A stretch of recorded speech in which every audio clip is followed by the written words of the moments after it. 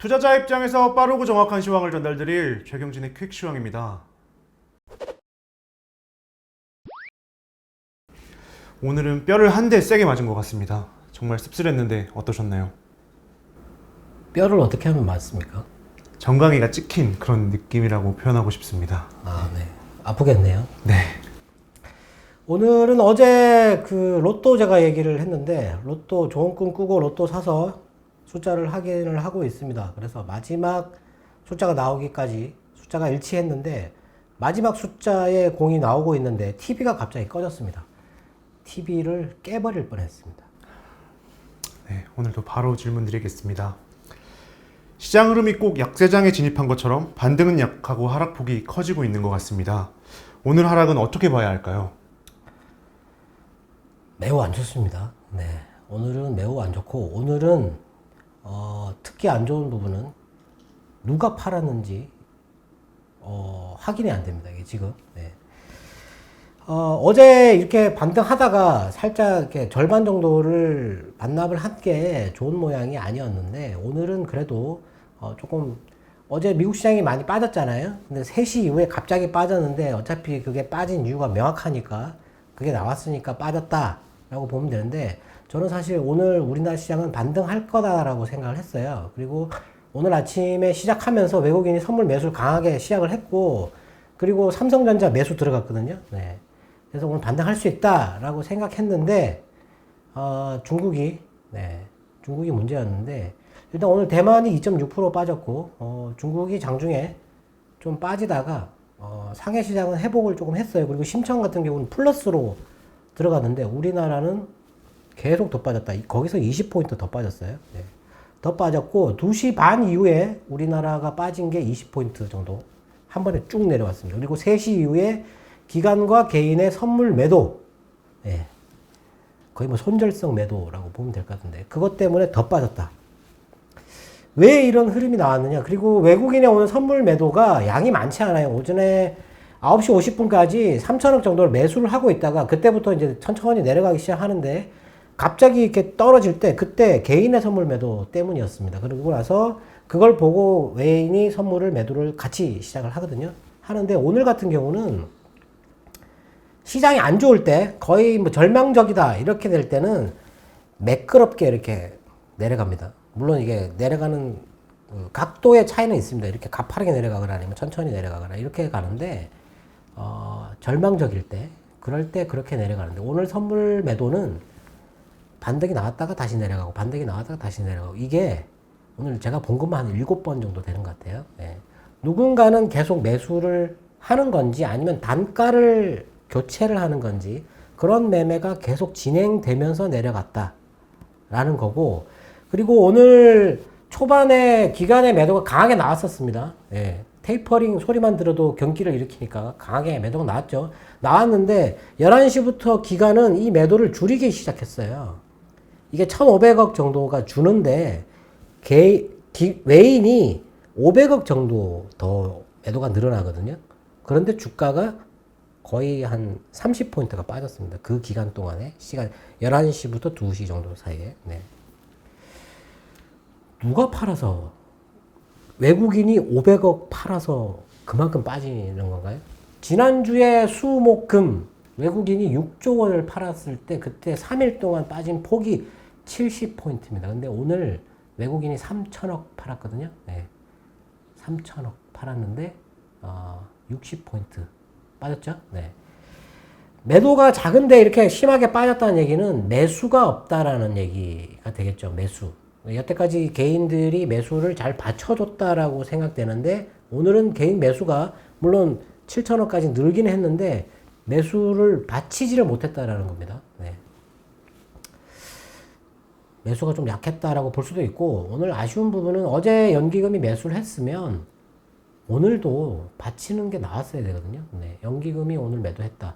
많은 분들이 그렇게 생각할 겁니다. 주가가 빠지는데 연기금이 매수를 하면 우리가 받아야 할 연금이 줄어드는데 그렇게 하면 안 된다라고 생각하시겠지만, 경제나 시장은 그래서 끝나는 게 아니거든요. 네.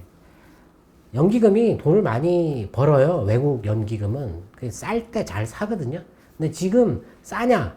뭐 이걸 판단해야 되겠지만 제 생각에는 싸다고 생각되는데 하여튼 오늘은 뭐 매수가 받치는 매수가 거의 없었다라고 보면 될 것 같고 프로그램도 오늘은 차익 거래가 매수예요. 차익 매수. 네. 차익 매수가 800억 정도 들어왔고 대신에 비차익이 2천억 정도의 프로그램 매도가 있었는데 이것도 물량이 그렇게 많지 않습니다. 2천억이면. 네. 왜 이런 매도가 나왔느냐? 네. 분명히 아침에는 저는 왜 반등을 할 수 있다고 생각했냐면 불확실성이 없어진 거거든요. 테이퍼링에 대해서 나왔잖아요.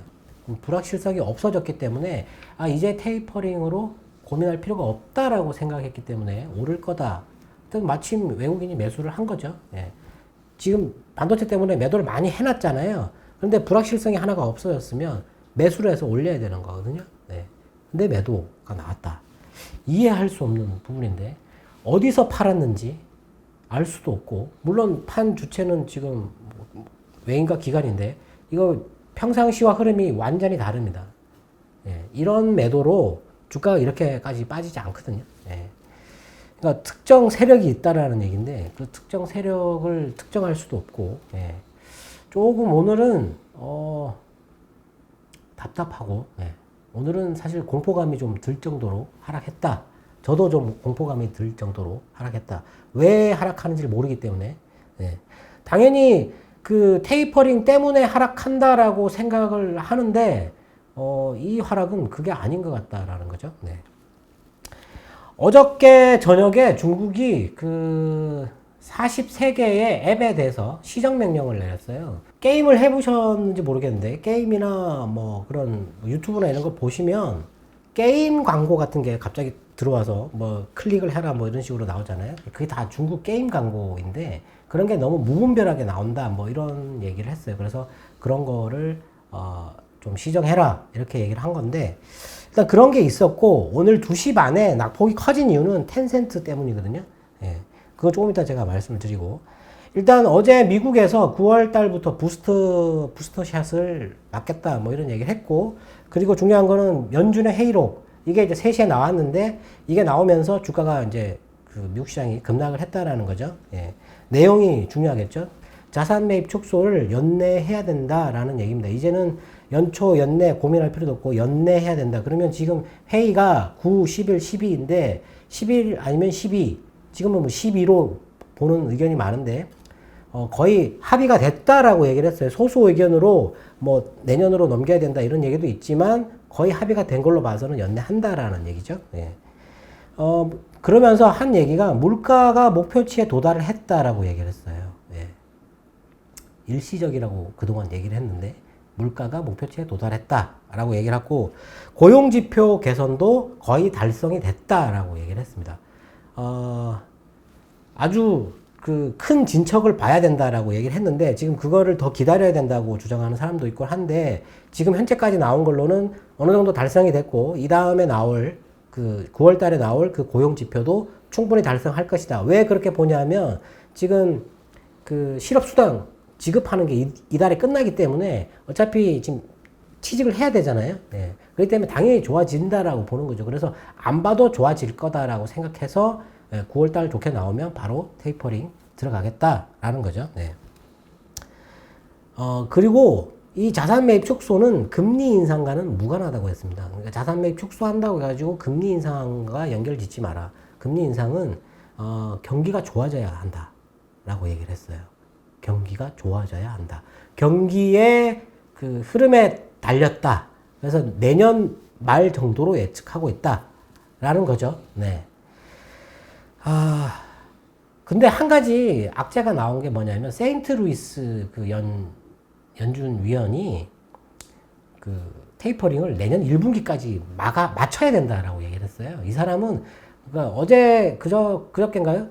내년 중반까지 해야 된다고라는 얘기가 나왔었는데 이 사람은 1분기까지 맞춰야 된다 이런 얘기를 해서 이 사람이 이제 거기다 또 기름을 더 부었다라고 얘기를 하면 될 것 같은데 하여튼 뭐 이게 영향을 준 건지 좀 그렇고 아침에 골드만삭스가 미국의 경기 전망을 하향했습니다. 이제 6.4%에서 6%를 하향했어요.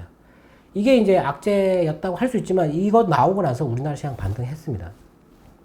이것 때문 아니라고 할 수 있겠죠. 네. 근데 자산 매입 축소를 가지고 경기를 일으키는데 이거는 물론 이제 우리나라만 빠지는 게 아니고요. 대만도 빠졌고 중국도 빠졌잖아요. 네. 근데 베트남은 안 빠졌습니다. 네. 이 아시아 3국만 빠지고 있어요, 지금. 대만하고 우리나라하고 중국하고. 중국 때문에 영향을 크게 받고 있는데 테이퍼링은 돈을 푸는 거를 줄여서 더 이상 풀지 않겠다라는 거잖아요. 풀려 있는 돈이 있잖아요. 2018년도에 자산 매입 그 연준의 자산이 축소되는데 그거는 시장에 이게 풀어놓은 돈을 흡수를 하는 거거든요. 그게 한 7천억 달러 이상을 흡수를 하면서 이게 우리나라 시장도 빠지고 뭐 다 빠졌는데 이거는 흡수하는 게 아니에요. 돈을 이제 푸는 걸 중지하겠다라는 거잖아요. 그리고 이걸 돈을 풀어서 경기가 어떻게 되는지 지켜보고 나서 금리를 올리겠다라는 거죠. 네. 경기가 좋지 않으면 이걸 중단할 이유가 없는 거고, 그리고 이걸 풀어서 경기가 좋아지면 그때 가서 금리를 올린다고 했으니까 아직 경기가 나빠진 것도 아니고, 네. 경기를 일으킬 이유는 없는 겁니다. 근데 이 테이퍼링이라는 단어, 네. 2013년도 그 텐트럼이라고 하는 그런 거를 자꾸 생각하면서 계속 그 얘기를 하는데, 제가 볼 때 오늘 미국 시장은 반등을 할 수도 있어요. 반등할 수도 있는데 오늘 중국 시장에서 나온 이 악재가 얼마나 영향을 주느냐 하는 게 문제거든요. 왜냐하면 중국 2시 반에 나왔던 그 중국 시장의 텐센트의 악재 때문에 지금 나스닥 선물이 하락으로 커지고 있거든요. 그 전에는 나스닥 선물이 하락하지 않았습니다. 네. 테이퍼링만 가지고는 미국 시장이 더 이상 빠질 이유가 없었는데 이 텐센트 때문에 빠진다라고 볼 수 있겠죠. 악재가 지금 꼬리에 꼬리를 맨 처음에는 카카오뱅크 때문에 수급이 꼬였다고 생각을 했었는데 거기다가 크래프톤이 상장돼가지고 아 수급이 안 좋다. 그런데 반도체의 매도가 나와서 빠지다가 오늘 같은 경우는 이제 뭐 테이퍼링에다가 그 다음에는 또 중국의 또 텐센트까지 꼬리에 꼬리를 무는 이런 나쁜 흐름들이 나왔는데 이거를 경기가 꺾이는 정점에서 완전히 꺾이는 그런 흐름이다. 그러면은 이번에 아주 많은 자산 운용사나 자문사들이 고점이다라고 많이 주장을 했고, 그리고 현금화를 했다 뭐 이렇게 자랑을 했는데 그 사람들이 맞췄다는 얘기잖아요. 어제 제가 말씀드렸지만 많은 전문가들이 이렇게 경기를 좋게 보거나 나쁘게 보거나 이렇게 하는데 그게 맞는 경우가 잘 없어요. 반대로 투자하는 게 대부분 맞는데 이번에 맞췄다라는 얘기죠. 이게 맞을까요, 제가? 한번 확인해 봐야 될 것 같습니다. 네. 오늘 외국인의 매도도 강하지 않았고 금리 쪽도 크게 변하지 않았습니다. 위험 지표와는 상관이 없는 것인지 궁금합니다. 일단 오늘 그 미국채 금리도 오전하고 똑같아요. 1.26%, 1.26% 똑같고 우리나라 금리도 소폭 떨어졌습니다. 소폭. 거의 안 떨어졌어요. 이렇게 주가가 많이 빠지면 크게 변해야 되고 환율 같은 경우는 어제 뭐 댓글에도 달아주셨지만 개입이 있었어요. 개입이 있었는데 개입이 있으니까 당연히 외국인이 안 사는 거죠. 인위적으로 끌어내리는 거니까 그때는 살 필요가 없는 건데 오늘 만약에 떨어졌으면 아침에 외국인 매수가 더 늘었을 수도 있어요. 근데 시장이 너무 많이 빠지니까 매수를 포기해버리고 매도로 바뀌었거든요. 많이 팔지는 않았는데 일단 그렇게 되면서 이제 환율이 다시 또 올랐습니다. 다시 1177원까지 다시 올랐는데 양봉이 나왔다가 이렇게 연봉이 나왔다가 다시 양봉이 나왔다라는 거잖아요. 환율 올라가는 거니까. 이렇게. 이런 경우 잘 없는데. 하여튼 당국에서 개입했다고 해가지고 환율을 당국이 개입하는 거는 환율을 방향을 바꾸려고 하는 게 아니고 속도를 늦추려고 하는 겁니다. 속도를. 너무 가파르게 올라가거나 가파르게 떨어지면 안 좋기 때문에. 하여튼 뭐 그런 정도의 수준이고 일단 뭐 시장의 금리를 보면 전혀 불안할 그런 건 없고 주가만 계속 지금 빠지고 있는 상태인 것 같고 스프레드도 최근에 올랐다가 내려와가지고 큰 변화가 없고 불안해할 이유는 별로 없는 것 같은데 오늘 중간에 나왔던 뉴스는 도요다가 9월 생산량을 40% 감축한다고 했습니다. 반도체 부족 때문에. 물론 이것도 악재가 될 수는 있겠죠. 근데 중국에서 나온 뉴스가 중요한데 중국이 그 시진핑이 어제 공동 부유라는 얘기를 했어요. 부를 이제 나눠야 된다라는 분배를 해야 된다라는 얘기를 했는데 오늘 텐센트가 거기에 9조 원을 내놨습니다. 9조 원을. 그러면서 오늘 텐센트가 실적 발표를 하고 그리고 컨퍼런스 콜을 하면서 사장이 중국 정부의 IT 규제가 더 나올 것 같다라고 얘기를 했거든요. 예. 그 인터뷰가 2시 40분 정도에 뉴스로 나왔어요. 예. 그러면서 이렇게 그게 아마 악재였던 것 같습니다. 예. 규제를 계속 한다라는 건데 그때 이제 그게 나오면서 블룸버거에서 뉴스가 또 나왔는데 지금 중국 기술주 투자한 사람들이 이탈이 본격화되고 있다. 돈이 상당히 많이 빠져나가고 있다. 이런 얘기가 있었거든요. 네.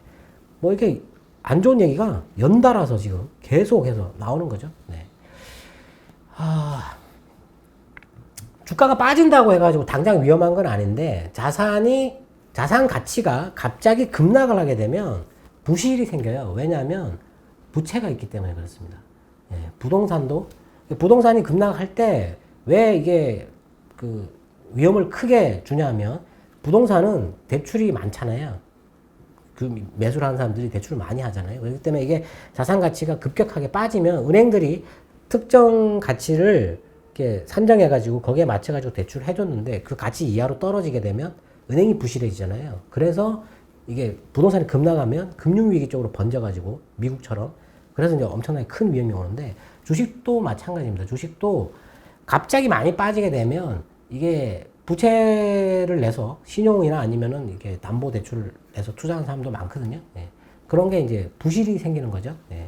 그런 것 때문에 공매도도 나오게 되고 아니면은 반대 매매, 청산 매매 이런 게 나오기 때문에 더 빠지고 막 이런 경우가 있거든요. 네. 근데 이거 빠져가지고 지금 현재 뭐 위험하다 이렇게 보기엔 좀 어렵지 않을까 싶습니다. 네. 네.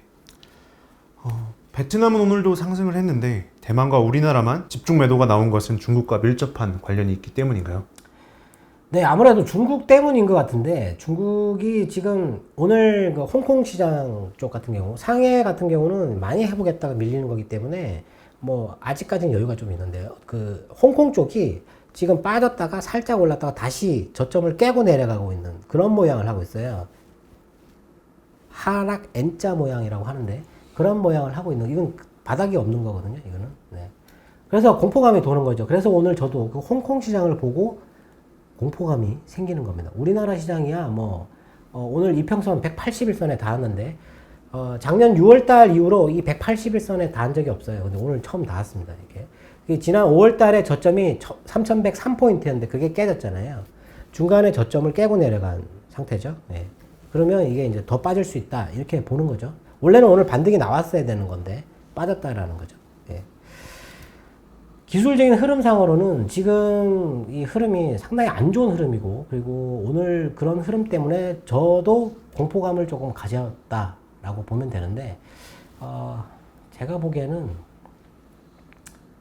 지금 경기가 오늘 뭐 우리나라 코로나 확진자도 2,000명이 넘었다 뭐 이런 얘기가 있었는데 코로나 때문에 지금 골드만삭스가 미국 경기 전망을 낮춘 것도 코로나 때문에 회복이 느려지고 있다라고 얘기를 했어요. 예. 경기 둔화, 예, 이 위험. 근데 최근에 유가가 빠지는 거는 그 백악관 안보 보좌관이 그 오페크의 증산 규모가 너무 작다고 불만을 표시를 했거든요.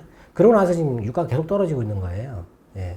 그래서 물론 경기 둔화 뭐 그런 부분도 있겠지만 물가가 너무 높으니까 유가를 떨어뜨리려고 발언을 한 거죠. 예. 그래서 떨어지는 부분도 있고 한데 지금은 경기가 정점을 찍고 둔화된다, 뭐 나빠진다, 악화된다, 뭐 이렇게 볼 시점은 아니라고 생각하거든요. 네. 그래서 저는 이게 아직도 이렇게 간다고 생각하지 않는데 많은 분들이 거의 뭐 오늘은 좀 상당히 고통스러운, 네, 저도 고통스럽지만 네, 그런 날이었다. 근데 오늘 밤 미국이 상당히 중요합니다. 네, 오늘 밤을 좀 지켜봐야 될 것 같습니다. 네. 오늘도 투자자분들의 궁금증이 해소되었길 바라겠습니다.